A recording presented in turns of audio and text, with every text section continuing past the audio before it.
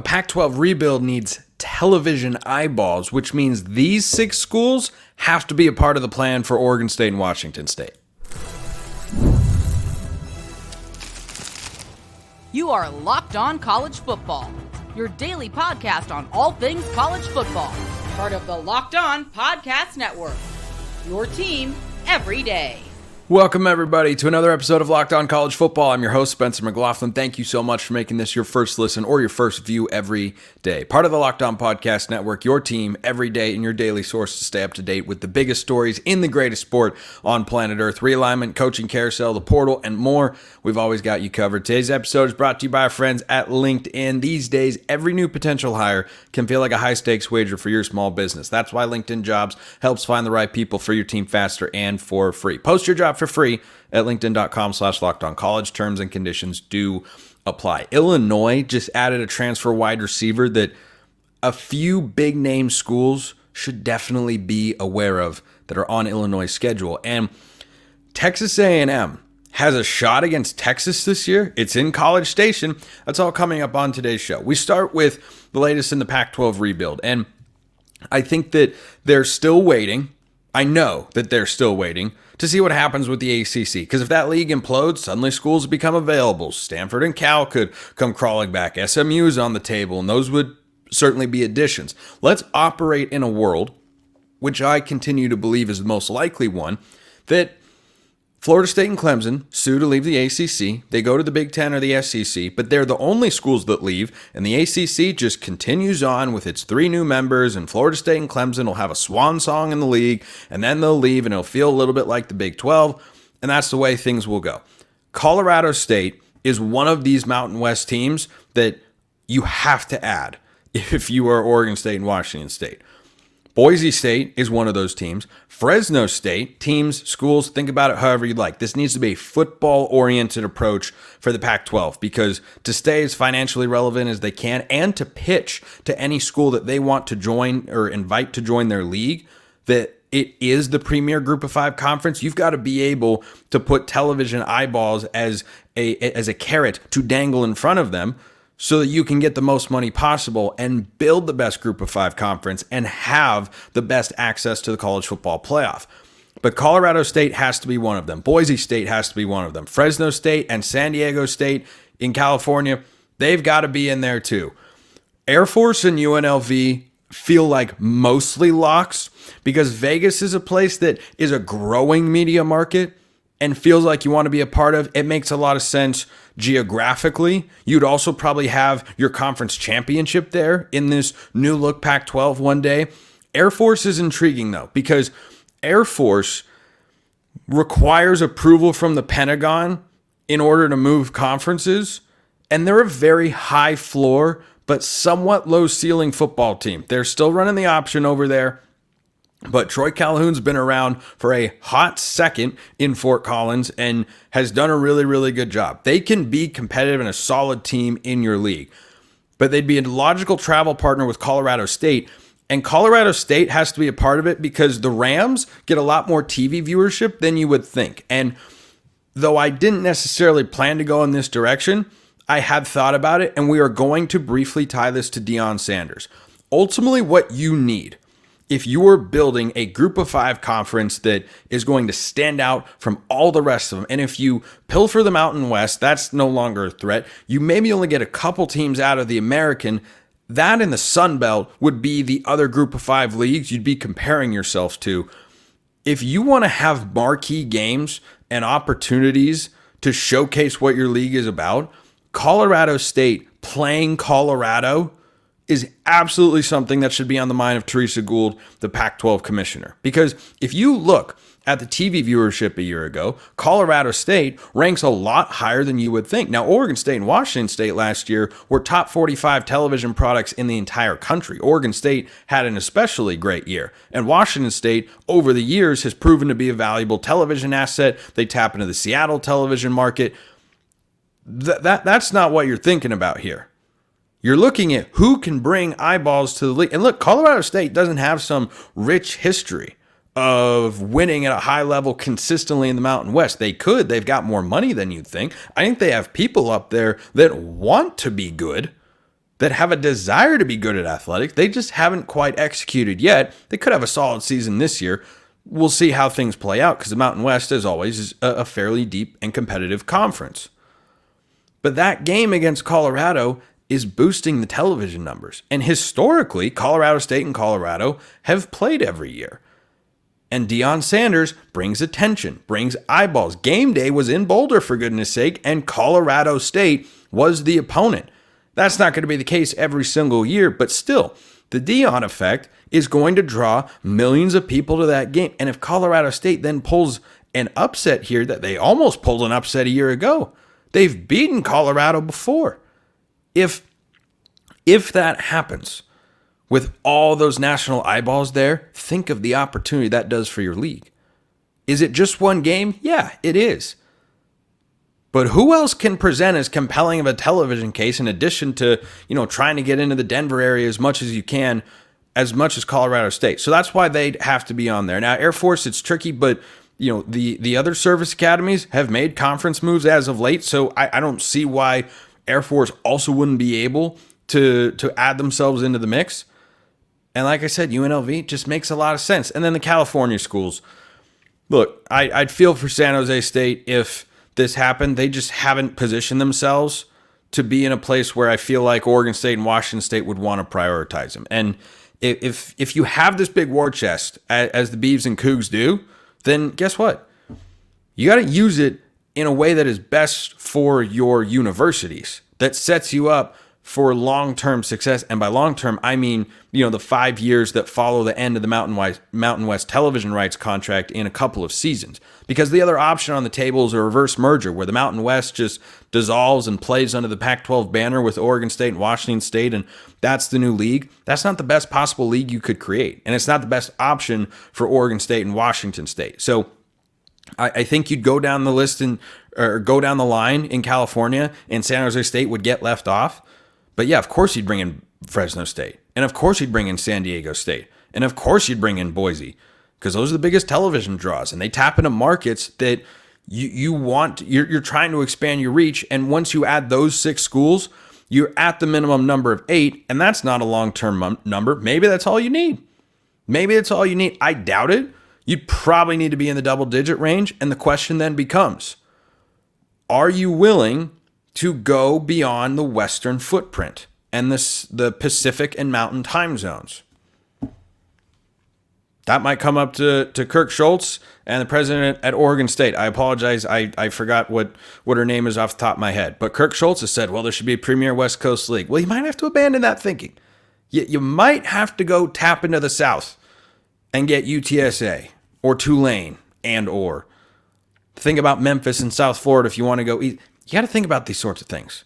They've got to be considerations. I don't think a reverse merger is off the table. I just don't think it's the best option for Oregon State and Washington State there. But those 6 teams, I think, are pretty no-brainer. Certainly in the top 4, Colorado State, Boise State, Fresno State, San Diego State, that's automatic. Air Force, UNLV, for different reasons, feel like they should be automatic additions. And then you assess from there. But those 6 should be a part of it. Let me know your thoughts in the YouTube comments or hit me up on X, formerly known as Twitter, at SMcLaughlinCFB. Do you know what Illinois just did? They added a former 1,000-yard wideout. How did he end up at Illinois? What's he going to do once he's there? We'll talk about that next. First, this episode is brought to you by LinkedIn Jobs. When you're hiring for your small business, you want to find quality candidates that are right for the role, and that's why you have to check out LinkedIn Jobs. LinkedIn Jobs has the tools to help find the right professionals for your team faster and for free. LinkedIn isn't just a job board. LinkedIn helps you hire professionals that you can't find anywhere else, even those who aren't actively searching for a new job, but might be open to the perfect role. In a given month, over 70% of LinkedIn users don't even visit other leading job sites. So if you're not looking on LinkedIn, you're looking in the wrong place. On LinkedIn, 86% of small businesses get a qualified candidate within 24 hours. Hire professionals like a professional on LinkedIn. 2.5 million small businesses use LinkedIn for hiring with good reason. Post your job for free. That's a good price at linkedin.com/lockedoncollege. That's linkedin.com/lockedoncollege to post your job for free. Terms and conditions apply. Zakhari Franklin chooses Illinois. Can't say I had that on my bingo card. Maybe Sunny Verma did. He's joining me here, the host of one of our newest shows here at the network, Locked On Illini. Sunny, when I look at Illinois' schedule, they've got some heavy hitters there, and this is a team that, we're going to talk about quarterback Luke Altmeyer in just a moment, but does the addition of Zakhari Franklin at wide receiver, who was a 1,000-yard guy at UTSA, didn't work out for various reasons at Ole Miss a year ago, should he be a reason that some of the big teams, Oregon, Michigan, Kansas even, look at Illinois and they feel just like a little bit more concerned? I think so. Basically, the offense itself, we're now entering year 4 under Brett Bielema, and the team that's going to be put on the field this upcoming season is the typical Brett Bielema football team. Their offensive line is massive and going to be one of the better ones in the conference. The running back room is one of the most talented in the conference as well. The wide receivers is where kind of the questions were. While we have talent there, that's a position that Brett Bielema has really kind of focused on upgrading since he got here. They didn't really have a true number one. Now, you mentioned, Zakhari Franklin coming to Illinois being somewhat of a surprise, but it wasn't really. When Franklin had his best seasons at UTSA, it was under offensive coordinator Barry Lunney Jr., who is now the offensive coordinator here at Illinois. So Franklin had his best years under Lunney Jr., and now that he knows he only has one more year to basically prove himself to make it to the NFL, I think he wanted to go to a place where he didn't need to learn a brand new game plan. He knew what to expect as soon as he steps foot on the football field. And also probably a place that allows him to produce and showcase what sort of NFL talent he could be. And one of the other schools he was looking at was Washington, right, where he probably goes and is the number 2 or probably number 3 receiver. They've got a young guy in Denzel Boston to complement Jeremiah Hunter, who I think is a decent number 1, really high-end number 2 wideout up there in Seattle. But what does it say about the fact that Illinois, despite the offense coordinator connection, was able to pull him from a program that, albeit under a new administration, was just playing in the national championship game? Yeah, you're exactly right. And again, it's all about relationships, and particularly for a program like Illinois. As you said, Zakhari Franklin is going to step foot on this football field immediately as the wide receiver 1. It's a talented room, but Pat Bryant, who had a nice year last year as the number 3, obviously, if you remember, Isaiah Williams and Casey Washington, our 1 and 2 last year, are now in the NFL. So it's not like we don't have a pedigree of producing wide receivers that can take you to the next level. So with Franklin now coming to Champaign, he's got the ability. He's going to get the opportunity. Again, he's going to be the number 1 guy, and he's going to have a quarterback who has a lot to prove. And he's entering his second full season as a starting quarterback with a good offensive line, a great running back room. I think Zakhari kind of recognized that Illinois is a good opportunity for him. When you look at where this Illini offense is in terms of weapons, how does it compare to the rest of the Big Ten? I think if you're talking wide receiver rooms, Oregon's probably number 1, Ohio State number 2. You can flip-flop those if you would like. I would go Oregon with absolutely no bias in there whatsoever, as some people may or may not be aware of, but I'm not the only one that feels that way. But does the addition of Zakhari Franklin suddenly give Illinois a top half group of weapons for Luke Altmeyer? Offensively, absolutely. I think as maybe in top 3rd.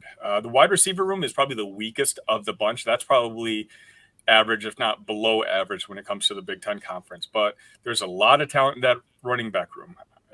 Our offensive line has been something that the coaches have been talking about nonstop this offseason. And when Brett Bielema is talking about having a really good offensive line, that's someone who recognizes what an offensive line is going to look at. Obviously, it'll probably come down to Luke Altmeyer's development, or his backup Leary, who can produce on the field at the quarterback spot, because the skill positions, for the most part, are ready to go behind a jacked-up offensive line, which I'm liking. Luke Altmeyer comes back and is going to be the starting quarterback for Illinois, who play each of their first 3 games at home, including a September 7th matchup against Kansas. We'll get to that in just a moment, but talk about what this means for Altmeyer at quarterback. Do your expectations of him change? Do you expect more out of him now that he has a guy in Zakhari Franklin who has shown granted the group of 5 level, but they play a lot of really good football down there, that he can be a number 1 wideout? I do. I think the national media is a little more down on Luke Altmeyer than the Illinois guys are. The 2 national games that we had last year were against Kansas, and I believe it was a Friday night ESPN game, and then where Luke Altmeyer was running for his life because we were having severe offensive line issues early in the season. And then the second game was a noon kickoff against Penn State, where Luke Altmeyer had 4 interceptions, which of course did not do him any favors when it came to national perception. But he really turned things around by the end of the year. And I know he got replaced eventually by John Paddock, but that's simply because John Paddock caught on fire. He was throwing 400 yards. There's no way you can bench a guy like that. But again, it was Luke's first full season as a quarterback last year, and he did show development. He was in the top half quarterbacks by the end of the season last year, and I think statistically he's one of the best returning quarterbacks into the Big Ten this year. So I'm pretty excited to see what he has in store next season. Illinois rather, has a gauntlet that includes Oregon. In a 4-game stretch, they'll play at Penn State, then they'll host Purdue. That's a much more winnable game, but certainly you're familiar with the defensive coordinator that is now, or former defensive coordinator that's now the head coach in Ryan Walters there at Purdue. And then Illinois hosts Michigan, then they go at Oregon. Gosh, are they winning more than one of those games, Sonny? It lightens up in the second half of the year, but if you feel as confident in the weapons that Illinois has got here with Altmeyer at quarterback, can they win 2 of those games? Because any one of them would be a monumental upset, but I've seen Illinois do it before. Yeah, maybe not any of those games outside like Purdue, as you mentioned, but I think this year the barometer is going to more so be like that Kansas game and the Nebraska game, which I think is a 3rd or 4th game on the schedule. Now, Kansas and Illinois are kind of going through similar paths in the sense where they both had coaching vacancies at the same time. It was long rumored that Lance Leipold was going to be the guy at Illinois, but ultimately Josh Whitman, the AD, decided to go with Brett Bielema, and now we see the turnaround story that Lance has had in Kansas, including the butt whooping they gave Illinois last year. So I think that was not a pretty football game for the orange and blue. And so you're kind of testing those programs. They've been on a similar trajectory. If we get blown out again, then all of a sudden there's going to be people looking around wondering if we ultimately hired the wrong guy. The other game, Nebraska's got a lot of positive buzz going into this season. Obviously, they've had an amazing offseason, but Nebraska always thinks they have an amazing offseason. They haven't always had Matt Rule as their head coach, in their defense. Well, yeah, exactly. Like a lot of people are expecting that Matt Rule's second year bump, but last year's Illinois-Nebraska game was one of the worst football games I've ever seen in my life. It was really, really bad, and both teams are expected to make jumps this upcoming season. Now, Nebraska's got a very light schedule, in particular the first 6 or 7 games. They're projected to go undefeated in that span. But if the Illinois offense is as good as I think it can be, having a freshman quarterback on Nebraska's side, I think can give Illinois the opportunity to try to steal one of those wins early. Yeah, with Zakhari Franklin in there to help Luke Altmeyer, I would watch for the Illini in those games. I don't know right now. It's too early for predictions, Sonny, so I'm not predicting any of these upsets yet. But Kansas, Nebraska, Michigan, Oregon, Penn State, just watch, wait, see. Sunny Verma, Locked On Illini. Get your daily Illinois coverage over there on YouTube and wherever you get your podcasts. Sonny, thanks for stopping by. Appreciate it, Spencer. Texas and Texas A&M, it's back. It's one of the things I like about realignment is that game is back. Could Texas actually lose this year? We'll talk about that next. Before we talk Texas rivalries, let's talk FanDuel. Summertime means baseball, the NBA Finals, and so much more. You can bet it all on FanDuel. It is all available to you, golf included if you're into that. Right now, new customers get $200 in bonus bets with any winning $5 bet. Any winning $5 bet to get $200 that you can use to bet on everything from the Finals MVP to who's going to hit one out of the park.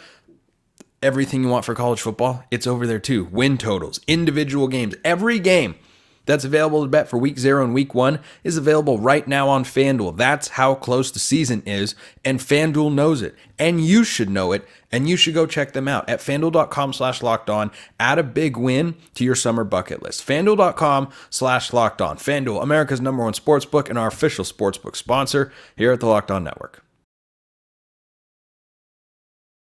Could Texas be in trouble last week of the regular season against Texas A&M? That's Chris Gordy, Locked On SEC, here to discuss it. I am on record many a times, Chris, saying I am not a fan of realignment and the withering down of the Big 12, the destruction of the Pac-12, the pending potential destruction of the ACC. But one of the good things that it has generated here is the return of Texas and A&M, which is a purely authentic and wonderful rivalry between two fan bases that just hate each other. And you know what?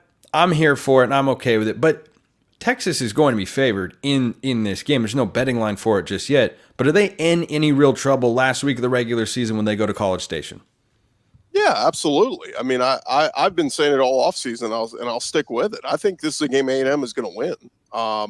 I just think whoa.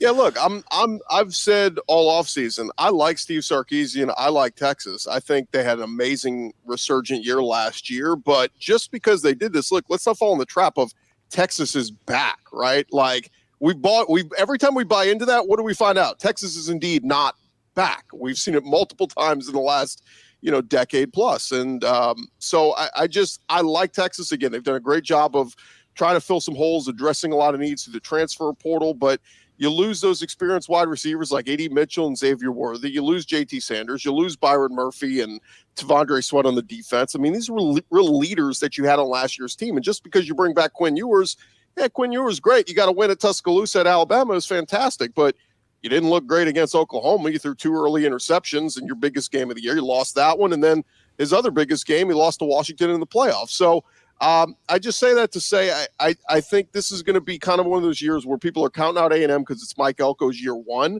but that schedule is real soft for A&M. If they can beat Notre Dame week 1, I think there's a real chance A&M is at least an 8-win team, if not a 9-win, and if things go their way, maybe even a 10-win team if everything falls into place. For Texas, I think that they're coming in a little bit big-headed going, it's the SEC, no big deal. We just beat Alabama last year. Yeah, you beat one SEC team. Now you got to play a whole schedule of SEC teams, and I think Texas is in for a little bit of a rude awakening. Look, there's a reason why these fan bases hate each other still. The Texas fight song literally says, and it's goodbye to A&M. At A&M, they literally sing Saw Varsity's Horns Off, which refers to Texas. So that rivalry runs thick, and it's going to be like A&M's Super Bowl. Like, let's say A&M has, 3 or 4 losses by that game. They're going to put everything they have into that game. And I use it as an example. 2 years ago, when LSU went to A&M, remember Brian Kelly's first year in the SEC, they had already wrapped up the SEC West. They were going, hey, we're going to Atlanta.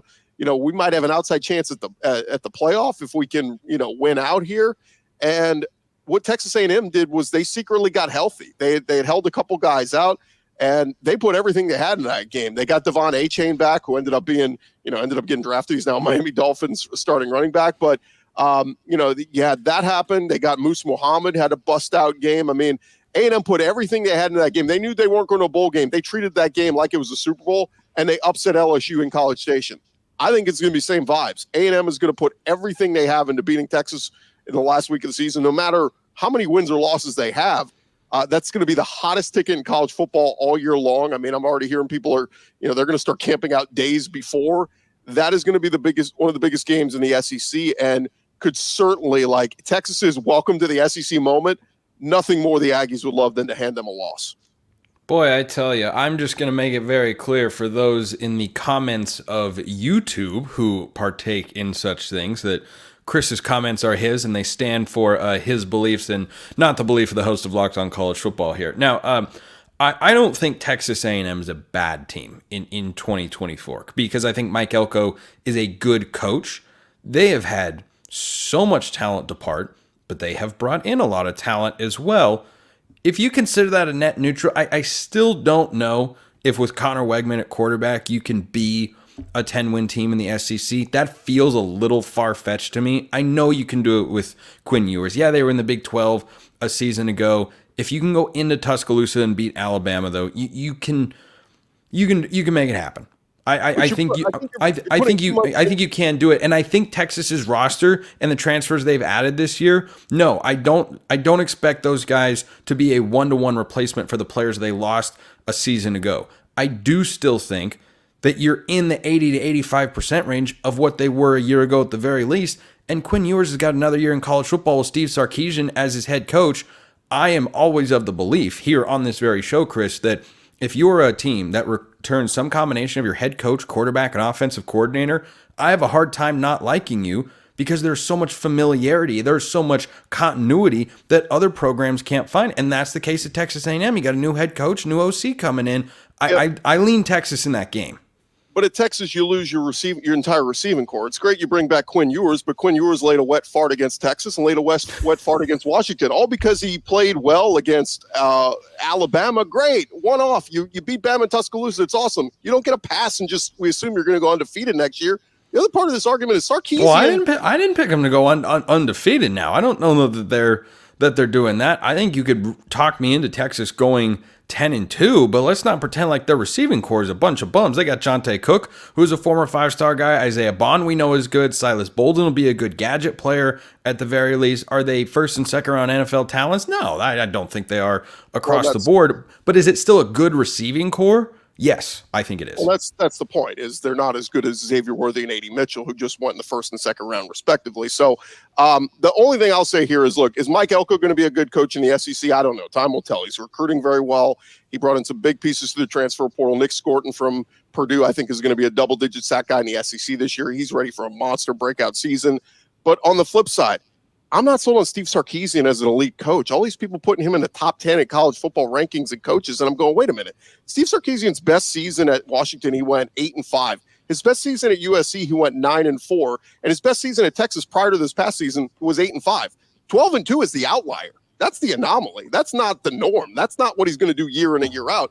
Steve Sarkisian is just a really good 8-9 win coach a year. That's what he is. So the expectation that Texas is just going to come in and, oh yeah, one of the favorites in the SEC. This ain't Kansas and Baylor anymore. They got to play an SEC schedule. Granted, it's not the toughest one. It's not like Oklahoma's schedule, but I just don't see. I think Texas is in for a little bit of a rude awakening. I think they'll have a couple of losses going into that A&M game, and I think the Aggies win that game.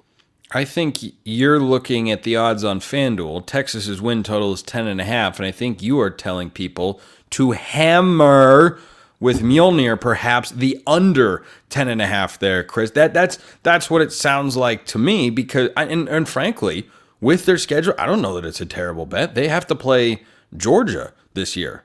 They have to play Oklahoma, as always. That's a game you can lose. This Texas A&M game is not going to be a cakewalk. And look, I don't think they're going to lose all those big games, but I don't think they're going to win every single one of them either.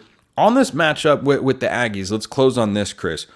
What is it about Texas A&M's team that gives you the belief that they can overcome a quarterback deficit that I fully believe they have? Connor Wegman, Quinn Ewers, I don't even know if that's even an argument there. How can Texas A&M account for that gap? I think you're discounting Connor Wegman. When Connor Wegman, prior to his injury last year, I mean, he had a couple 300-yard passing games.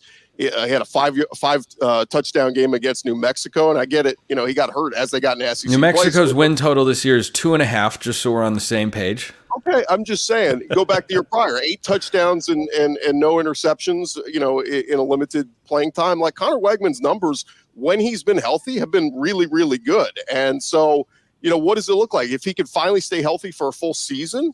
I think the gap between Wegman and Quinn Ewers is actually not that far. And in fact, I would say the concern on the other side is Quinn Ewers has to stay healthy. Quinn Ewers has gotten hurt each of the past 2 seasons, and he's missed games, and they had to rely on Malik Murphy. Hey, guess what, Arch Manning? Get ready, because your time may come. And if he performs well, Quinn Ewers might get Wally pipped by the end of this season if Arch Manning is the real deal. So just putting all that out there. How does A&M stack up? Their offensive line, I mean, the O-line is absolutely loaded. Chase Besantis, Reuben Fothery on the right side of the line, Cam Dewberry's back. I just think this is a seasoned veteran group on the offensive line. It's going to play much better. It's Mike Elko's bread and butter. Tough, hard-nosed defense.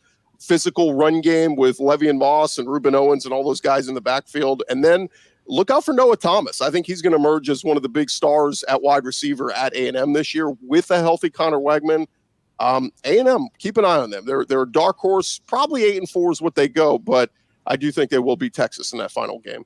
Chris Gordy, Locked On SEC, bringing the absolute flaming Paul Skeens level heat. Appreciate it as always. Appreciate everyone listening. I will see you next time. And until then, hope you have a wonderful rest of your day.